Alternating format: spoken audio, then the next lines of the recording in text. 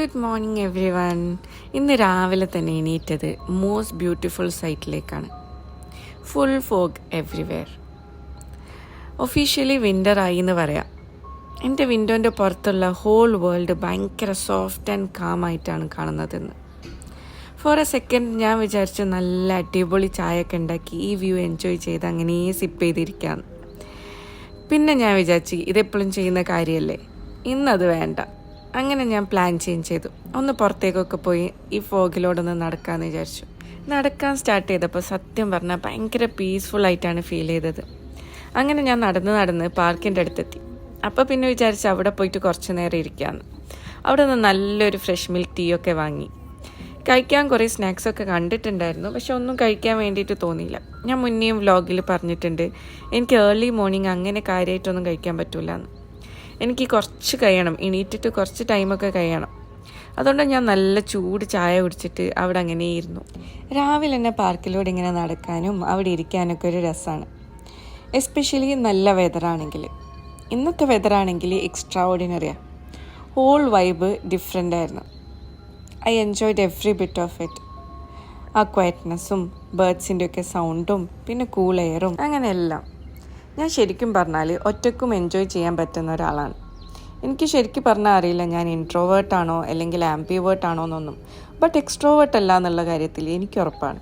എന്നെ പരിചയമുള്ള ചില ആൾക്കാർ പറയാറുണ്ട് ഞാൻ എക്സ്ട്രോവേർട്ടാണെന്ന്. But that's not true. Maybe ഞാൻ ചില ആൾക്കാരുടെ മുന്നിൽ കൂടുതൽ സംസാരിക്കുന്നതുകൊണ്ടായിരിക്കും അവർക്ക് അങ്ങനെ തോന്നുന്നത്. ഞാൻ എൻ്റെ അലോൺ ടൈം നല്ലോണം എൻജോയ് ചെയ്യുന്ന ഒരാളാണ്. അറ്റ് ദ സെയിം ടൈം എനിക്ക് ഇഷ്ടമുള്ള ആൾക്കാരുടെ കൂടെയും ഞാൻ നല്ലോണം എൻജോയ് ചെയ്യും. But not with everyone. എനിക്ക് ഫുള്ളി ഞാനായിട്ട് നിൽക്കാൻ പറ്റുന്ന കുറച്ച് സെലക്റ്റഡ് ആൾക്കാർ മാത്രമേ ഉള്ളൂ. സ്റ്റിൽ സോഷ്യലൈസ് ചെയ്യേണ്ട സിറ്റുവേഷൻ വരുമ്പം ഓടി ഹൈഡ് ചെയ്യുന്ന ഒരാളുമല്ല. ആവശ്യമുള്ളപ്പോൾ ഞാൻ എൻ്റെ കംഫർട്ട് സോണിൽ എന്നെ പുറത്തേക്ക് പുഷ് ചെയ്യും. മേ ബി അതുകൊണ്ടും ആയിരിക്കാം ചില ആൾക്കാർക്ക് എന്നെ എക്സ്ട്രോവേർട്ടായിട്ട് തോന്നുന്നത്. ബട്ട് ഇൻസൈഡ് എനിക്കറിയാം ഒറ്റയ്ക്ക് ഇരിക്കുമ്പോഴോ അല്ലെങ്കിൽ എനിക്കിഷ്ടമുള്ള ആൾക്കാരെ കൂടെ ടൈം സ്പെൻഡ് ചെയ്യുമ്പോഴൊക്കെയാണ് ഞാൻ കൂടുതൽ റീചാർജ് ആവുന്നത്. അങ്ങനെ കുറേ ടൈം പാർക്കിലൊക്കെ സ്പെൻഡ് ചെയ്ത് തിരിച്ച് റൂമിലേക്ക് പോയി. ഓണസ്റ്റ്ലി എനിക്ക് പാർക്കിൽ നിന്ന് വരാൻ വേണ്ടിയിട്ട് തീരെ ഇഷ്ടമില്ലായിരുന്നു. ടൈം ഏകദേശം 9:30 ഒക്കെ ആയി. സ്റ്റിൽ ഫോഗിയായിരുന്നു. കുറച്ചുകൂടെ അവിടെ സ്പെൻഡ് ചെയ്യാനൊക്കെ തോന്നി. ബട്ട് ഫോണിൻ്റെ ചാർജ് തീരാനായപ്പം ഞാൻ മെല്ലെ അവിടെ നിന്ന് നടന്നു പോന്നു. പിന്നെ ആ ടൈമിലാണെങ്കിൽ നല്ല വിശപ്പും കുറച്ച് ഹെവി ആയിട്ട് എന്തെങ്കിലും കഴിക്കാൻ വേണ്ടിയിട്ട് തോന്നി. ബട്ട് കുക്ക് ചെയ്യാനുള്ള മൂഡും ഇല്ല. സോ വരുന്ന വഴിക്ക് ഞാനൊരു സെറ്റ് പൂരി വജൊക്കെ വാങ്ങിയിട്ട് വന്നു. അത് കഴിഞ്ഞിട്ട് സത്യം പറഞ്ഞാൽ ഞാൻ ഒന്നും ചെയ്തില്ല. കുറച്ച് പാട്ടൊക്കെ കേട്ട് സോഫയിൽ ഇങ്ങനെ കിടന്ന് സ്ലോ മോർണിംഗ് എൻജോയ് ചെയ്തു. അങ്ങനെ മോനെ പിക്ക് ചെയ്യാൻ വേണ്ടിയിട്ടുള്ള ടൈമായി. ആ ടൈം ആയപ്പോഴത്തേക്ക് വെതർ കംപ്ലീറ്റ്ലി ചേഞ്ചായി. സെയിം ഡേ ആണെന്ന് തോന്നിയില്ല. From foggy and dreamy suddenly bright and Sunny day ആയി. സ്കൂളിൽ നിന്ന് മോൻ്റെ ഫ്രണ്ടും കൂടെ വന്നിട്ടുണ്ടായിരുന്നു. അപ്പോൾ അവർ വന്നപാടെ ഞാൻ ചെറിയ സ്നാക്സൊക്കെ കൊടുത്തു. ഇപ്പം ഞാൻ ലഞ്ച് ഉണ്ടാക്കുകയാണ്. ചെറിയൊരു ഗസ്റ്റ് ഉള്ളതുകൊണ്ട് തന്നെ എന്തെങ്കിലും സ്പെഷ്യലാക്കാമെന്ന് വിചാരിച്ചു. ബിക്കോസ് എനിക്കറിയാം മോസ്റ്റ് ഓഫ് ദ കിഡ്സ് അങ്ങനെ സാധാ ചോറും കറിയും ഒന്നും എങ്ങനെ എൻജോയ് ചെയ്യൂലെന്ന്. But my boy enjoys it. Normal rice, ഉപ്പേരി, ഫിഷ് ഫ്രൈ, യോഗട്ടൊക്കെ ഉണ്ടെങ്കിൽ അവനിക്കിഷ്ടമാണ്. അതുമാത്രമല്ല എനിക്ക് ഏത് ചെറിയ ഗസ്റ്റ് ആണെങ്കിലും കുറച്ച് സ്പെഷ്യലായിട്ട് എന്തെങ്കിലും കൊടുക്കാൻ ഇഷ്ടമാണ്. അതിപ്പോൾ സ്മോൾ ഗസ്റ്റ് ആണെങ്കിലും ബിഗ് ഗസ്റ്റ് ആണെങ്കിലും. സോ ഇന്ന് ഞാൻ ബീഫ് മന്തിയാണ് ഉണ്ടാക്കുന്നത്. ഈസിയുമാണ്, ടേസ്റ്റുമാണ്.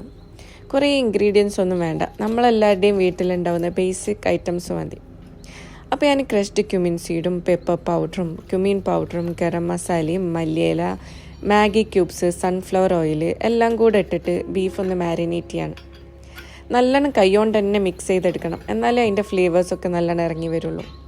എന്നിട്ട് ബീഫ് ഒന്ന് കുക്ക് ചെയ്യാൻ വേണ്ടി വെച്ചിട്ടുണ്ട്. ഞാൻ യൂഷ്വലി 5 to 6 വിസിൽസാണ് വെക്കാറുള്ളത്. ചിലപ്പോൾ അതിൽ കൂടുകയും ചെയ്യും. പിന്നെ എൻ്റെ അടുത്ത് സെല്ല റൈസ് ഇല്ലാത്തതുകൊണ്ട് തന്നെ ഞാൻ ബസ്മതി റൈസാണ് യൂസ് ചെയ്തത്. അപ്പോൾ അതൊന്ന് നല്ലോണം വാഷ് ചെയ്തിട്ട് ഒരു 10 minutes സോക്ക് ചെയ്യാൻ വെക്കുകയാണ്. 10 minutes അല്ലെങ്കിൽ ആ റൈസ് ഒന്ന് കംപ്ലീറ്റ്ലി വൈറ്റ് ആവുന്നവരെ.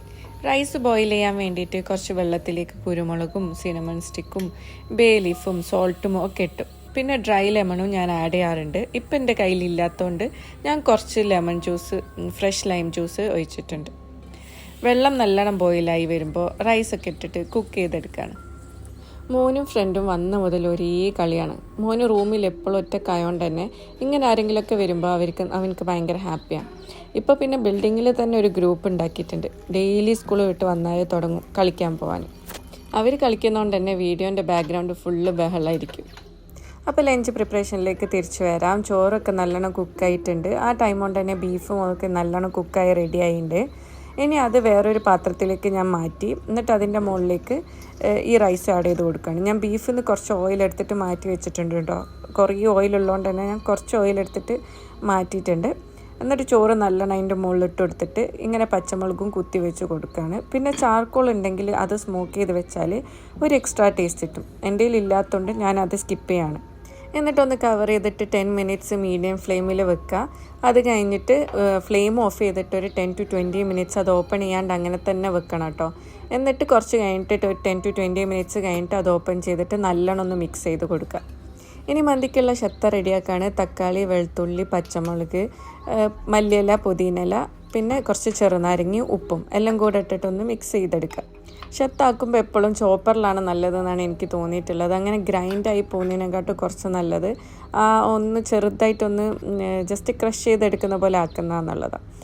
അങ്ങനെ മന്തിയൊക്കെ കഴിച്ച് നമ്മൾ ഡേ ടു ഡേയിലേക്ക് പോയിട്ടോ. അവിടെ നിന്ന് എനിക്ക് കുറച്ച് ഐറ്റംസൊക്കെ വാങ്ങാറുണ്ടായിരുന്നു. അപ്പോൾ ഈ ഒരു മിറർ ഞാൻ കുറേ ആയിട്ട് നോക്കി വെച്ച മിററാണ്. അപ്പോൾ അത് എനിക്ക് ഒറ്റയ്ക്ക് കൊണ്ടുപോകാൻ പറ്റാത്തതുകൊണ്ട് രാത്രി വന്നെടുക്കാമെന്ന് വിചാരിച്ചു. പിന്നെ പ്ലാന്റ്സ് ഞാൻ ഇവിടുന്ന് ഇടയ്ക്ക് വാങ്ങും. ഇടയ്ക്ക് ഫ്ലോപ്പാവും, ഇടയ്ക്ക് നല്ലത് കിട്ടും.